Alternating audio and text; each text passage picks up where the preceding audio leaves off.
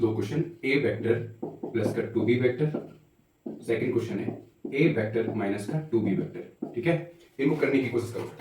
Diagram आपको पहले वाले का पता है, पहले वाले का कैसा होगा, ये रहा हमारा ए वेक्टर, ठीक है, ये रहा ए वेक्टर और ये रहा हमारा 2b वेक्टर। ठीक है,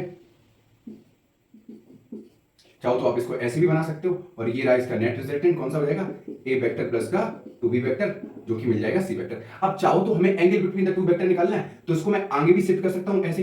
अगर इसी को मैं आगे शिफ्ट करूं, इसको ऐसे ए वेक्टर को, ठीक है, ध्यान से देखना, क्योंकि इसकी लेंथ कैसी दोगुनी है, ये है हमारे पास 2b वेक्टर, इसको मैंने ए वेक्टर को पहले शिफ्ट कर दिया है आगे की तरफ, तो ये हो जाएगा ए वेक्टर, ये है 2b वेक्टर और इन दोनों का नेट रिजल्टेंट कौन सा हो जाएगा, ये वाला।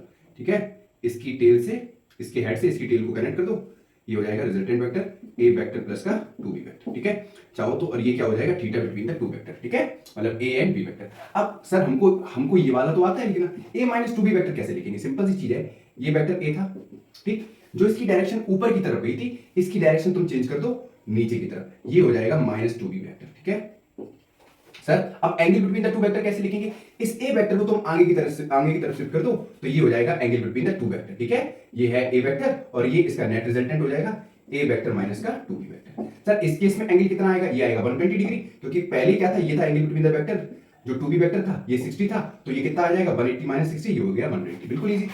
अगर मैं 2ab माइनस 2b लिखूं तब भी आप कर लोगे, कोई दिक्कत नहीं। इस ए वेक्टर को हमें क्या करना है, आगे शिफ्ट कर देना, क्योंकि एंगल बिटवीन द वेक्टर तभी निकल के आएगा जब या तो दो टेल के बीच का एंगल लेंगे या दो हेड के बीच का एंगल लेंगे। इसमें कंफ्यूज करके ऐसे मत बना देना, जैसे ये ए वेक्टर लिया, ये 2b वेक्टर हो गया, सर डायरेक्शन चेंज करते, ये माइनस 2b वेक्टर हो गया, ठीक, क्योंकि पहले ऊपर जा रहा था, माइनस साइन लगा दिया तो एंटी क्लॉकवाइज डायरेक्शन हो गया, ठीक, और ये हो गया एंगल बिटवीन द वेक्टर। नहीं, ये एंगल बिटवीन द वेक्टर क्यों नहीं होगा, क्योंकि इसका हेड इसकी टेल से कनेक्ट है। एंगल बिटवीन द वेक्टर तभी निकल जाएगा या दो हेड के बीच का एंगल हो या दो टेल के बीच का एंगल हो। तो इस ए वेक्टर को हमें क्या करना है, पैरेलली शिफ्ट करना है।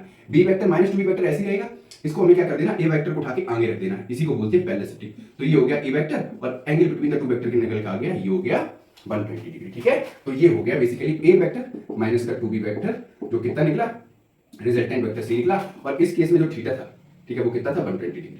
समझ में आया।